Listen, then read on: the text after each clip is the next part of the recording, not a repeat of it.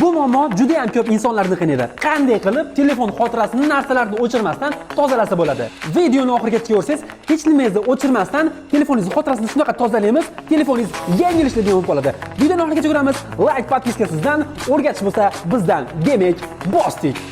Demak, boshladik. Qaranglar, birinchi bo'lib telefon nastroykasiga kiramiz. Telefon nastroykasidan sal pastroqqa tushib, bu yerda ilovalarga o'tamiz. Ilovalardan ilova boshqaruvlarga o'tamiz.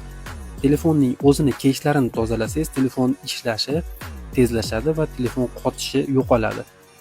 Hozir bu yerdan qarasak, YouTube o'zida 1 GB saqlab turibdi. Befoyda shu gigabaytni ma'lumotlar tozalash qilib, shunchaki tozalab yuboramiz 1 GB da. Tozalab yubordi. Telefondan 1 GB hech nimangiz o'chmaydi. Telefoningiz 1 GB dan xalos bo'ldi. Qolgan prilojenalarni ko'ramiz. Mana o'sha Telegram salkam 2 GB zaynat turibdi. Uni tozalash kerak. Endi hamma o'zi biladi, salkam